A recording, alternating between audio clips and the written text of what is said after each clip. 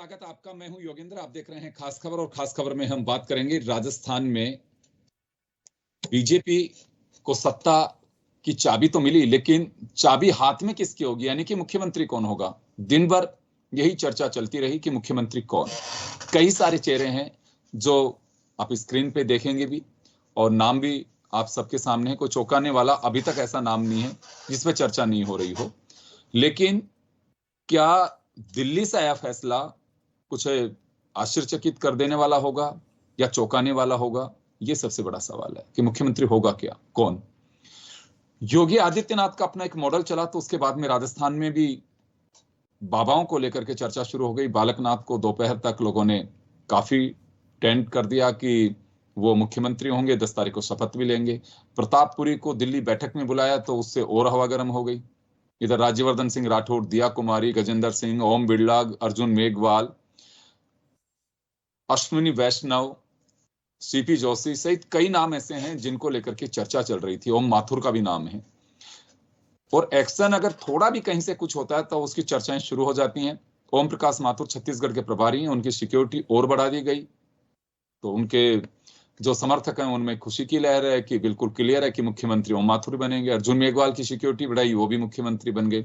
वसुंधरा से मिलने के लिए कई विधायक पहुंचे क्योंकि वो 2 बार मुख्यमंत्री रह चुकी हैं, तो मुख्यमंत्री की शपथ उनकी भी लोग करा रहे हैं। गजेंद्र सिंह का पहले से नाम चल रहा है। सीपी जोशी के नेतृत्व में अभी विधानसभा का चुनाव लड़ा गया है। 2 रोड शो किए तो केवल सीपी जोशी ही प्रधानमंत्री के साथ में रहे। तो ऐसे कई नाम तैर रहे हैं, लेकिन क्या वाकई इन नामों पे कुछ सहमति बन पाएगी। और अभी बीजेपी में वो स्थिति है कि विधायक दल की बैठक बुला के उसमें नाम तय करें या ऊपर से किसी का नाम आएगा उसी को फाइनल कर दिया जाएगा। क्योंकि पहले की स्थितियां भैरव सिंह शेखावत तक अलग थी। एक माना जाता था कि भैरव सिंह शेखावत ही मुख्यमंत्री होंगे, कद था उनका अपना। वसुंधरा राजे के नेतृत्व में 2003 से जब चुनाव लड़ा गया तो उनका अपना चेहरा था, प्रदेश अध्यक्ष के नाते ही। दूसरा कोई सोचने वाली बात ही नहीं थी कि मुख्यमंत्री कौन होगा। बिल्कुल तय था कि परिवर्तन यात्रा में एक चेहरा ऐसा बना दिया गया था कि वसुंधरा राजे ही रहेंगी। अगला चुनाव हार गए तो भी चेहरा वसुंधरा राजे थी। उसके बाद में 2008 में 13 में जब वापसी हुई वसुंधरा राजे की तो भी चेहरा उनका था, क्योंकि प्रदेश अध्यक्ष बन के आ गई थी। और 18 में भी एक तरह से चेहरा उन्हीं का रहा, बेशक हार का सामना करना पड़ा। लेकिन 23 के अंदर कोई चेहरा नहीं था, प्रधानमंत्री नरेंद्र मोदी चेहरा था। तो चलिए, यहीं से लग रहा था कि चेहरा होगा कौन। तो हमारे साथ इस पूरे मुद्दे पर चर्चा करने के लिए राजीव जैन साहब, वरिष्ठ पत्रकार, और महेश शर्मा साहब, वरिष्ठ पत्रकार, और उमेंद्र दादी जी हमारे साथ में जुड़ रहे हैं। मैं महेश जी आपके पास में आना चाहूंगा। एक लंबा एक्सपीरियंस आपको, काफी पॉलिटिकल आर्टिकल भी आपने लिखे हैं और नजदीक से देखा है।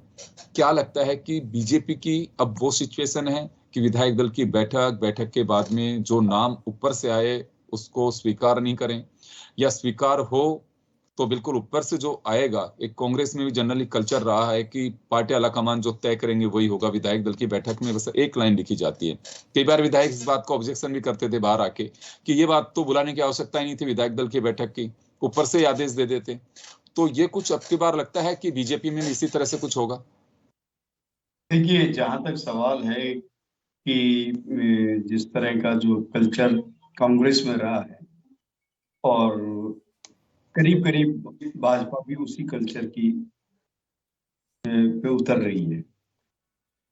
नहीं तो मतलब ये क्या कारण था कि मतलब जो चुनाव मोदी के फेस पे चुनाव लड़ा गया और कमल के चिन्ह को ही बताया गया कि भाई ये इसी के आधार पर चुनाव लड़े, क्योंकि एक चेहरे को भी किसी को भी लेते हैं तो यह गुटबाजी खुल करके उभर जाएगी।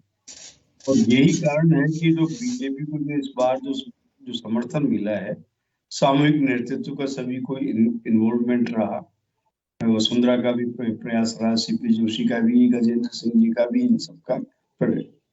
अब आती है चुनौती किसको रखा जाए, क्योंकि आगे का चुनाव भी मतलब 2024 में आ रहा है।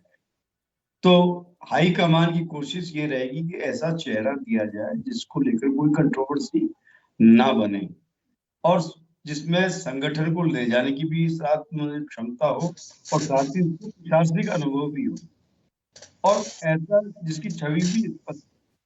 तो मैं जहां तक समझता हूं कि अगर मेरे से कोई अगर कहा दी जाए कि किसका हो सकता है, तो एक नाम जो है अश्वनी वैष्णव का हो सकता है, क्योंकि वो प्रशासनिक अधिकारी भी रहे और केंद्र में भी मंत्री रहे हैं, और चूंकि निर्विवाद चेहरा है, नया है। अब आपने देखा होगा कि कैलाश मेघवाल ने अर्जुन मेघवाल को लेकर के जो जिस तरह का जो आपने आरोप प्रत्यारोप चलाया था, और वसुंधरा को लेकर के भी आरोप प्रत्यारोप पिछले वाले चुनाव में उठाया था, वो 22,000 करोड़ का वाला।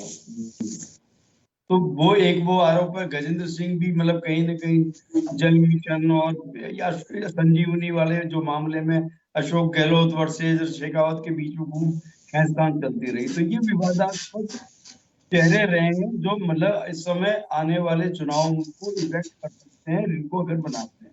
तो मुझे एक ऐसा लगा है ये चेहरा कि शायद वो हो, क्योंकि अभी वो जो आप जो बालकनाथ वगैरह इनके नाम जो आ रहे हैं, वो जो भी है महंत प्रतापपुरी या बालकनाथ या वसुंधरा राजे, तो अभी वसुंधरा राजे के आने से दो चीजें बात है। पिछले जो चुनाव 2018 में हुए थे, तो एक आरएसएस ने कोई सपोर्ट नहीं किया था, वो एक खेमा उनसे नाराज रहा। इस बार आरएसएस भी कूदा है इस मैदान में, कुछ काम किया।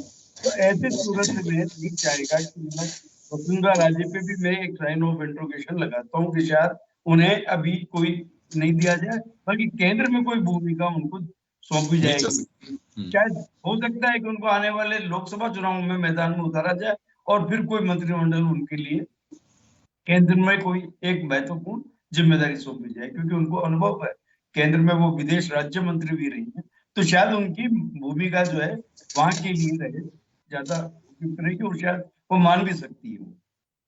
अब सवाल ये आता है कि वो जो एकमात्र चेहरा है, इस समय संगठन की भी जरूरत है इस समय, और जैसे सीपी जोशी ने जिस तरह से भूमिका निभाई है, और ये संघ से भी आते हैं, और जो सांगठनिक क्षमता है वो भी इन्होंने इन चुनावों में दौरान दिखाई है।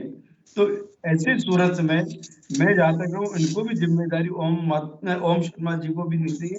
एक दोनों की अगर क्षमता देखें, ओम माथुर का भी एक चेहरा है, तो अश्वनी वैष्णव या ओम माथुर के बारे में ज्यादा मैं सोच रहा हूँ कि शायद पार्टी हाईकमान उन पर ज्यादा विश्वास करके सकती है, क्योंकि बालकनाथ के पास अनुभव नहीं है, प्रतापपुरी जी के पास अनुभव नहीं है, और यहाँ तक कि कि बाल मुकुंदाचार्य जी जो भी है वो फिर महंतों की लड़ाई हो जाएगी। तो ये वाली बड़ी विचित्र स्थिति है। इस बार पार्टी जो भी तय करेगी वो हाईकमान और एक नाम तय होगा जिसमें बिल्कुल बड़ा सोच समझ कर करेंगे, क्योंकि 2024 भी एक बड़ा लक्ष्य बीजेपी के सामने है, और राजस्थान में 25 लोकसभा सीट आती है। किसी भी तरह की ओहापोह में जाना नहीं चाहते हैं। बीजेपी का पिछले चुनाव से देखें तो राजस्थान एक तरह से गढ़ बन गया है, 25 सीट अलायंस के साथ में एक हनुमान बेनीवाल की। अब मुझे लगता है कि बीजेपी को वहां पे भी कोई अलायंस की आवश्यकता लगती नहीं है, जिस तरह की स्थितियां बनी हैं। राजीव जी के पास में आना चाहूंगा। राजीव जी, चेहरा कौन होगा, लेकिन उससे पहले एक बात जरूर चर्चा करना चाहूंगा। अभी जैसे महेश जी ने भी कहा कि बालकनाथ एक ट्रेंड कर रहा है कि बालकनाथ मुख्यमंत्री होंगे, कुछ लोग उनको 10 तारीख को शपथ भी दिला रहे हैं सुबह 11 बजे। कई स्थितियां बन रही हैं। पार्टी आलाकमान किसी इंप्रेशन की छाप किसी राज्य में छोड़ेंगे, क्योंकि ये सब चर्चाएं योगी आदित्यनाथ के कारण चल रही हैं कि उन्होंने देखिए अपना एक रोल मॉडल तैयार कर दिया। जैसे मोदी का अपना एक डेवलपमेंट का मॉडल गुजरात मॉडल था, अब यूपी मॉडल। आप स्वागत सत्कार भी अगर बीजेपी में किसी नेता के करते हैं तो बुलडोजर में खड़ा होकर के फूल फेंकते हुए करते हैं, एक सिंबल बना दिया। आपको ध्यान होगा कि जब योगी आदित्यनाथ वापसी की थी सत्ता में और रिजल्ट आए थे उत्तर प्रदेश के, तो बीजेपी ऑफिस में सतीश पूनिया प्रदेश अध्यक्ष रहते हुए बुलडोजर में बैठ के आए थे।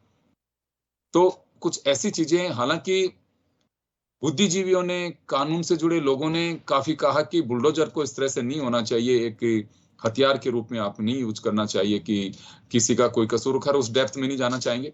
तो बालकनाथ को भी उसी नजरिए से राजस्थान में लोग देखने लग गए हैं। क्या वाकई बहुत जल्दबाजी होगी, बालकनाथ हो चाहे प्रतापपुरी हो या कोई दूसरे लोग हो, या डिसीजन जो किया जाएगा चौंकाने वाला बेशक हो सकता है, लेकिन जल्दबाजी में नहीं करेंगे?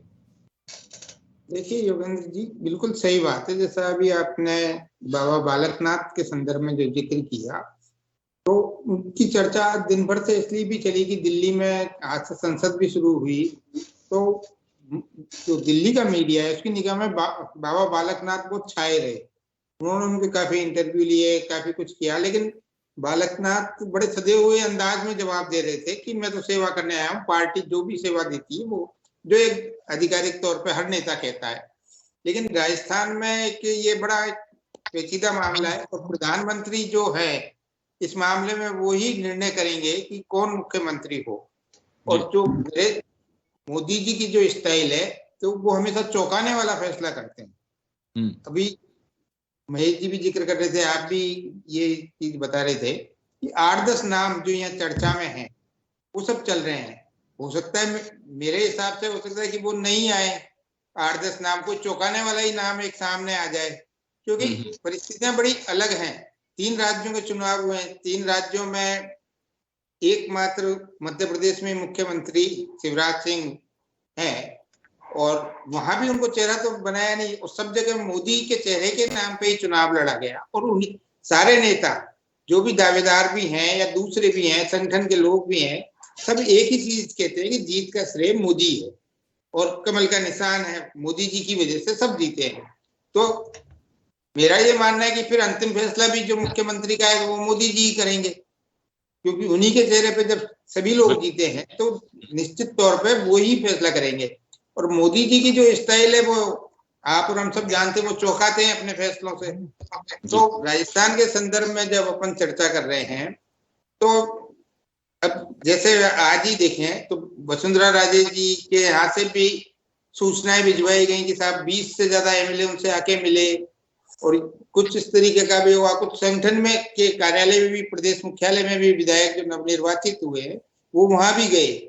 तो अभी का जो मजबूत भाजपा का नेतृत्व है, केंद्रीय नेतृत्व, वो इन चीजों को पसंद करता है कि नहीं करता, ये भी एक ध्यान रखने वाली है कि जिस तरीके से वसुंधरा राजे के समर्थक ये जाहिर कर रहे हैं कि उनके पास 20 से ज्यादा पहुंचे, उनको मौका नहीं दिया तो कुछ गड़बड़ हो सकती है।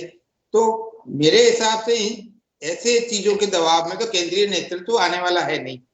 वो अपना फैसला, क्योंकि एक पहले चर्चा थी कि 105, 10, 15 के आसपास सीट आएंगी तो अंडर प्रेशर रहेगा पार्टी आलाकमान, क्योंकि उनको 2024 का चुनाव जीतना है। लेकिन मध्य प्रदेश, छत्तीसगढ़ के रिजल्ट जिस तरह के आए हैं और वहां पे भी चेहरा नरेंद्र मोदी रहे, तो इसमें लगता है कि किसी तरह का कोई प्रेशर पॉलिटिक्स नरेंद्र मोदी, अमित शाह या नड्डा सहन कर पाएंगे। और एक थोड़ी सी बात और कहना चाहूंगा इसी बीच, आपको ध्यान होगा कि 2014 का जब इलेक्शन था, मेजोरिटी मिली नरेंद्र मोदी को। वसुंधरा जी ने बीकानेर हाउस में एक मीटिंग भी कर ली थी और उसके बाद में काफी जो मीडिया में और चर्चाओं में रही कि नाराजगी जताई शायद प्रधानमंत्री ने कि ये सब ठीक नहीं है। तो आप जो कह रहे हैं कि शायद ये मैसेज इस तरह के वो ऊपर लाइक भी नहीं करते हैं। राजीव जी।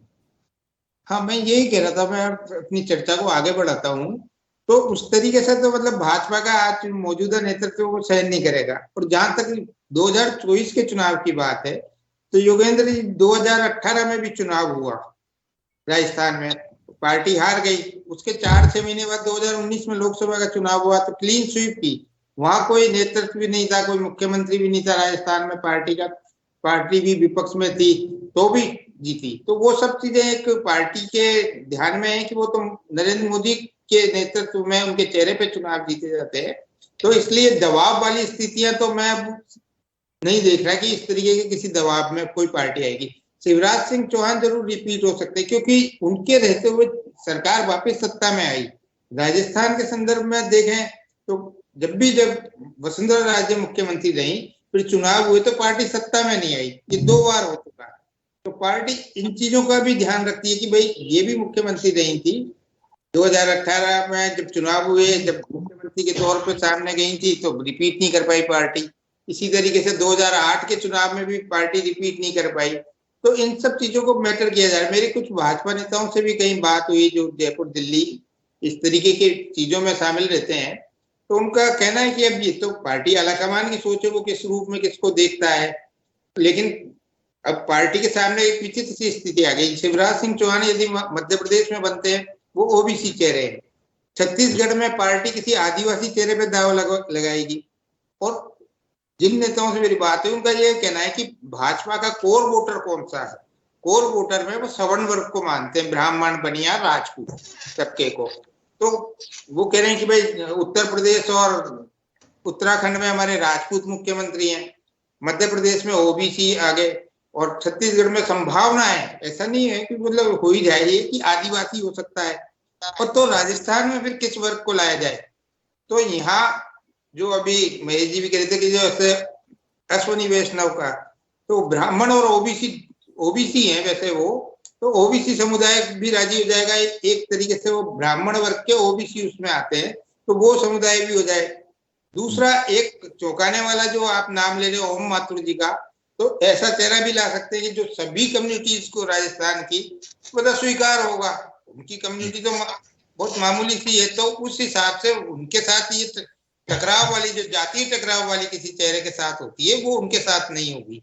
इसी तरीके से ओम बिरला जो लोकसभा अध्यक्ष है, उनका भी चर्चा में नाम आता ही है, तो वो एक संभावना है। ओम बिरला अभी दिल्ली में बड़े अच्छे वो है पद पर, और वो जो भाजपा की केंद्र सरकार है, वो मोदी जी उनसे बहुत प्रसन्न है, उनको दिल्ली रखना चाहते हैं, ऐसी सूचनाएं भी आई।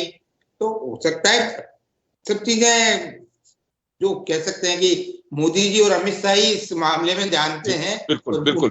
एक चर्चा यह भी आ रही है सामने कि एक मुख्यमंत्री 2 डिप्टी सीएम भी बनाए जा सकते हैं। खैर संभावनाओं को कोई खारिज नहीं करता, कुछ भी संभव है, लेकिन जो भी होगा, आपने सही कहा कि चौंकाने वाली बात आ सकती है। हमें भी लगता है मोदी जी हमेशा कुछ इसी तरह के रिजल्ट्स देते हैं कि जो चौंकाने वाले होते हैं।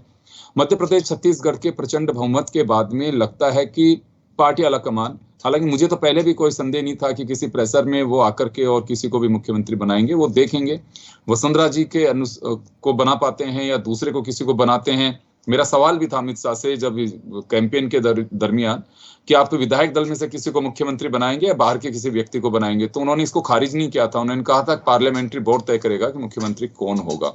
चलिए, उमेंद्र दादी साहब हमारे साथ में हैं। उमेंद्र जी, क्या लगता है मुख्यमंत्री के चेहरे को लेके? कोई चौंकाने वाला नाम होगा या जो अभी तैर रहे हैं सामने नाम, उन्हीं में से कोई होगा? देखिए योगेंद्र जी, मैं ये कहना चाहूंगा कि मुख्यमंत्री ऐसा होगा जो 2024 के लोकसभा चुनाव में भारतीय जनता पार्टी को ज्यादा लाभ पहुंचा सके। तो मैं मानता हूँ कि जो चर्चा है, नाम कई आए हैं हमारे सामने, ओम जी माथुर का भी है, वसुंधरा जी का भी है, जी का भी है, बहुत सारे नाम है। मैं समझता हूँ शायद 1 दर्जन के आसपास भारतीय जनता पार्टी के पास मुख्यमंत्री के चेहरे हैं, लेकिन मुझे ये लगता है कि चेहरा ऐसा होगा कि जो सबको साध ले, जिसके नाम पे कोई आपत्ति नहीं हो, जो संगठन का भी काम जानता हो और सरकार में भी नियंत्रण रख सके। तो मैं समझता हूँ कोई अच्छा प्रचारक भी यहाँ आ सकता है। प्रचारकों को भारतीय भवन में भी जिस प्रकार से भी देखने को मिला, बातें हुई, तो लगता है कि किसी न किसी अनुभवी प्रचारक को यहाँ इस दायित्व के लिए भेजा जा सकता है। और पिछले दिनों कुछ वरिष्ठ प्रचारकों को प्रचारक पद से निवृत्त भी किया गया, तो इन संभावनाओं को देख के लगता है कि कोई चौंकाने वाला नाम भी आ सकता है। लोगों को अवश्य लगेगा कि ये नाम कहाँ से आ गया, लेकिन बाद में लोग ये भी कह सकते हैं कि नहीं, नाम तो वाकई में जायज है, अच्छा नाम है, इस पर आम सहमति बन सकती है। देखिए, भारतीय जनता पार्टी के नरेंद्र मोदी जी ने हमेशा चौंकाने वाले काम किए हैं, जिसको देख, अब खट्टर साहब के बारे में किसको उम्मीद थी कि खट्टर साहब मुख्यमंत्री बनेंगे? वहां भी कई नाम आए थे, लेकिन मैं कह सकता हूँ नरेंद्र मोदी जी ने हमेशा चौंकाने वाला काम किया है। तो मैं ये देख रहा हूँ कि जिस प्रकार से नाम चलना, देखो जो ज्यादा नाम चल जाता है ना, कभी कभी उन पर प्रश्न लग जाता है कि ज्यादा नाम चलने के बाद में जो राजेंद्र बोलते हैं कार सेवा, तो कार सेवक भी सक्रिय हो जाते हैं। तो नाम ऐसा भी आ सकता है जिसमें न कोई कार सेवा हो, न कोई और अन्य सेवा हो, चौंकाने वाला नाम हो गया, और अगले दिन विधायक दल की बैठक हो जाए, सर्वसम्मति से नाम पारित हो जाए, हो गया, ठीक है। यहाँ जिस प्रकार के नाम आ रहे हैं, अभी तक जो भी नाम चले, उनमें यह है कि किसी न किसी नाम को लेके कहीं न कहीं किसी व्यक्ति को आपत्ति हो सकती है। तो यहाँ मैं समझता हूँ कि नरेंद्र मोदी जी ऐसा कोई काम नहीं करेंगे जिसमें आपत्ति, लोग चौंकाने वाला नाम भी असंभव हो जाए। लेकिन अभी कुछ ऐसी स्थिति में है कि लोग ऑब्जेक्शन कर सकें नरेंद्र मोदी के पर। यहाँ मैं योगेंद्र जी एक बात कहना चाहूंगा, दलित चेहरे के रूप में जैसे अर्जुन जी मेघवाल का इनका नाम चलता है, लेकिन भारतीय जनता पार्टी के पास में दलित चेहरे के रूप में कई ऐसे अनुभवी विधायक भी है। उदाहरण के रूप में मदन दिलावर भी भारतीय जनता पार्टी के एक अच्छे दलित चेहरा है। ऐसे कई नाम है। भारतीय जनता पार्टी के पास एक जो पेटी है ना, उसमें इस समय इतना सामान है कि किसी को भी मुख्यमंत्री बना दो, वही सफल हो जाएगा। तो यहाँ यानी कि इनके सामने तो सबसे बड़ी समस्या ये है कि हम किसको मुख्यमंत्री बनाएं, कि हर व्यक्ति मुख्यमंत्री का चेहरा है, हर व्यक्ति में इतनी क्षमता है कि मुख्यमंत्री का संभाल सकता है। क्योंकि यहाँ सब देखिए, कांग्रेस की मैं बात करूं तो वैसे अब करनी नहीं चाहिए, कांग्रेस अब सरकार में नहीं, कांग्रेस के पास तो अभी 2 ही चेहरे दिखते थे, अशोक गहलोत जी और सचिन पायलट। लेकिन भारतीय जनता पार्टी के पिटारे में इतने नाम हो गए कि किसको फिट किया जाए, किसको नहीं किया जाए। अब बात आती है कि ओबीसी की बात आती है, दलित की बात, यानी ऐसा कोई वर्ग नहीं है जिसका चेहरा भारतीय जनता पार्टी के पास नहीं है। अब देखिए, अनुसूचित जाति जनजाति की बात होती है तो इन्होंने राष्ट्रपति भी इस वर्ग से बना दिया। एक जो अपने मुख्य सूचना आयुक्त है वो इन्होंने दलित वर्ग से बना दिया। मतलब ये अमित शाह और नरेंद्र मोदी की जोड़ी जो है इस प्रकार काम देती है जो लोगों को ताज्जुब हो। तो कोई बड़ी बात नहीं। तो यहाँ पे भी आश्चर्य करने वाली बात होगी जी। अब देखिए, ये जितने भी नाम चले हैं वो कहीं लंबे समय से चल रहे हैं। हम ये अभी राजीव जी ने, महेश जी ने जो नाम लिए हैं ये लंबे समय से चर्चा है। तो मेरी एक सोच हो सकती है कि जो नाम ज्यादा चल गए उन पे हो सकता है कोई ऐसा अलग नाम आ जाए, उनके चैप्टर क्लोज भी कर सकते हैं। चलिए, मैं महेश जी के पास में जाना चाहूंगा वापस। महेश जी, आपके पास में आना चाहूंगा कि लंबी चर्चाएं और जो ज्यादा वक्त जिस पे लग जाता है कि चेहरों पर, वो कई बार उनके लिए मुश्किल भी पैदा कर देते हैं। तो ऐसा लगता है आपको? जी बिल्कुल सही है, क्योंकि कहीं ना कहीं मतलब क्या होता है ना, उनके लिए एक दूसरे अराइवल्स जो हैं और उनसे टकराव वाले जो लोग होते हैं, जिनसे वैचारिक मतभेद होते हैं, वो सक्रिय होते हैं कि नाम ना जाए और उनको कोई ना कोई चीजें हाई कमान के सामने पेश कर देते हैं। सवाल ये है, मैं जो इस बात से जो राजीव जी भी बोल रहे हैं, ओमेंद्र जी भी बोल रहे हैं, और आप भी इस समय मतलब क्या कहते हैं काफी कुछ से यही मानेंगे, जो ऐसा चेहरा जो वापस से 25 की 25 सीटें ला सके, ऐसा चेहरा जो प्रशासनिक रूप से दक्ष हो सके, और ऐसा चेहरा जो संगठन को भी अपने साथ ले सके, ये बहुत जरूरी है इस समय। क्योंकि आप ये देखिएगा कि जब भी कोई बड़ा दल मेजोरिटी में आया है, वहां पे ज्यादा मतलब बगावत और वहां ज्यादा से ज्यादा मतलब असंतोष फैला है। लेकिन यही कारण को ध्यान में रखते हुए पार्टी हाईकमान ने इस बार सामूहिक नेतृत्व को के साथ मतलब क्या कहते हैं चुनाव लड़ा है, और यही धारणा सीएम पद के लिए भी होगी। अब ये चेहरा कौन सा होगा, क्या होगा, जैसे ये स्वयं सेवक जो बता वो प्रचारक के रूप में जो भी बता रहे हैं, तो ये भी हो सकता है। और एक जो प्रभारी जो यहाँ के हैं, जो चुनाव प्रभारी जिनको बनाया गया था, जिनकी जिम्मेदारी सौंपी गई, एक वो भी नाम है पचारिया जी का भी।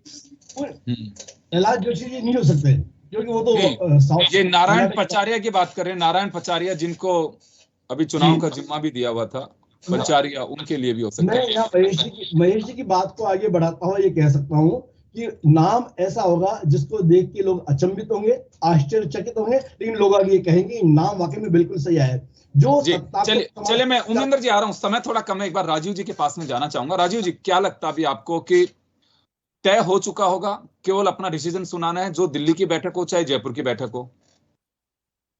देखिए, तय तो मतलब कई चीजों को सोच के जिस तरीके से नेताओं को यहाँ के राजस्थान को बुलाया है, चर्चा कर रहे हैं, उनकी सबकी राय भी ली जा रही है।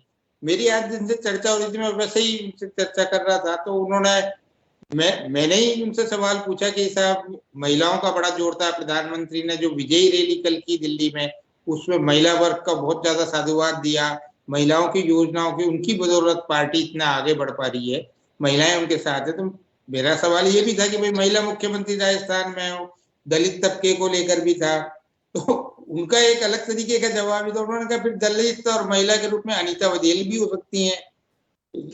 संघ के कुछ लोगों से बात की तो अनीता बघेल का भी अनुभव अच्छा है, 4 बार की एमएलए है, मंत्री रह चुकी है, एक दलित चेहरा है, महिला है, तो कई मतलब ये कयासबाजी है, ऐसा नहीं है कि वो हो जाए, हम उनके कोई नंबर कटा रहे हैं इन चर्चा करके उनका नाम लेके।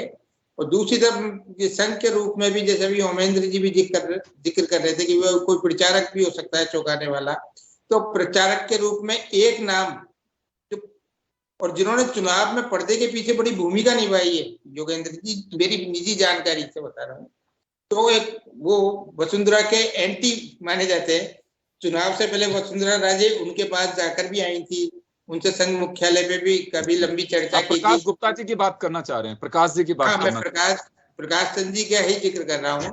तो उनका भी मतलब ये सब एक कयासबाजी के दौर हैं, तो जिन जिन से अपन चर्चा करते हैं, जैसे 10 नाम है तो 12 नाम हो गए, अभी ओमन जी कहते हैं हर पार्टी का हर एमएलए अपनी क्षमता रखता है, मदन दिलावर भी है, सब कुछ है, लेकिन असली फैसला वो तो चौंकाने वाला ही आएगा आपके हमारे सामने। और इन सब के बीच में हम वसुंधरा राजे को भी खारिज नहीं कर सकते, वो भी एक बड़ा चेहरा है। और मतलब जो राजस्थान में पूरे में 20 साल से एक अच्छा खासा उनका एक जनाधार भी है, सब कुछ है, तो उनकी जो दावेदारी उसको भी। राजीव, जब एक बड़ी खबर की जानकारी मिल रही है कि वसुंधरा राजे ने कुछ विधायकों का डिनर भी रखा है, जो चर्चा है अभी इसको लेकर के काफी हलचल। अगर वसुंधरा डिनर दे रही है विधायकों को तो लगता है कि कुछ इस गहमागहमी ज्यादा हो सकती है। विधायक दल की बैठक हो, चाहे दूसरी बात तो कह सकती हैं कि विधायक जीत के आए हैं और उनको डिनर, सुना है कि वो डिनर पे आमंत्रित कर रही हैं विधायकों को। चलिए, समय कम है, मैं 30 सेकंड एक बार उमेंद्र जी आपके पास में जाना चाहूंगा। आपने एक और चौंकाने वाली बात कह दी, को प्रचारक भी हो सकता है। मैं ये कह रहा हूँ योगेंद्र जी, भारतीय जनता पार्टी अब चौंकाने वाले फैसले लेगी, क्योंकि मोदी है तो मुमकिन है, इसलिए मैं कह सकता हूँ ऐसा नाम आ सकता है। अब जैसे सुनील बंसल जी है, वो भी अनुभवी है, राजस्थान के हैं, तो भारतीय जनता पार्टी में कह सकता कई प्रचारकों की टीम है। ओम जी माथुर भी प्रचारक रहे, संगठन महामंत्री रहे, तो इसलिए चौंकाने वाला नाम आएगा। और चौंकाने वाला नाम ऐसा, कई राज्यों में चुनाव लड़ाने का एक्सपीरियंस है ओम माथुर जी को। जी, सत्ता सांसद भी रह चुके, राज्यसभा लड़ाने के साथ जिताने का, छत्तीसगढ़ की जीत का श्रेय उनको जाता है। वो भी है। प्रधानमंत्री नरेंद्र मोदी जब गुजरात के मुख्यमंत्री रहे तो लंबी पारी उनके साथ ओम माथुर ने भी की है। गजेंद्र सिंह शेखावत भी एक भरोसे के आदमी है। ओम बिरला को अपना एक एक्सपीरियंस है। अश्विनी वैष्णव प्रशासनिक अधिकारी रहे। तो देखिए, सब में कुछ न कुछ खूबी है। बालकनाथ है, योगी आदित्यनाथ की तरह वैसे ही कपड़े पहनते हैं, उनकी भी अपनी एक अंदाज है। हिंदुत्व वाली छवि है, हिंदुत्व वाली। ऐसा चेहरा होगा जो हिंदुत्व का भी संदेश दे, ऐसा चेहरा होगा जो सत्ता संगठन को भी एकात्मा का संदेश दे सके, ऐसा चेहरा होगा जो आम कार्यकर्ता को जानता हो, ऐसा चेहरा होगा जो राजनीति की एबीसी को भी पूरी तरह से जानता हो। और मैं तो ये कह सकता हूँ, एक संभावना प्रकट करता हूँ, क्यों नहीं गुलाब जी कटारिया भी आ सकता है, नाम कुछ भी हो सकता है। ये हमारा राजस्थान का इतिहास हो चुका है, हरदेव जोशी असम के गवर्नर बने थे, वापस आ गए थे, तो इसलिए चेहरा कोई भी चौंकाने वाला हो सकता है। इसलिए जितने नाम चल रहे हैं, चले मैं माफी चाहूंगा उमेंद्र जी। तो देखिए, चारों तरफ वही चर्चा चल रही है राजस्थान में कि मुख्यमंत्री कौन होगा। यूं तो तीनों राज्य जो भाजपा की, जिनमें मेजोरिटी आई है, मध्य प्रदेश, छत्तीसगढ़, राजस्थान, उन्हीं पे निगाह है कि मुख्यमंत्री कौन होगा। तेलंगाना में कांग्रेस किसको मुख्यमंत्री बनाती है, वो भी एक चर्चा का विषय। लेकिन हमने राजस्थान तक अपने आप को सीमित रखा है क्योंकि यहाँ की चीजों का कुछ अंदाज और कुछ पता है, इस वजह से हमने चर्चा की है। आप सभी का बहुत बहुत शुक्रिया और खास खबर में इतना ही। दीजिए इजाजत, नमस्कार।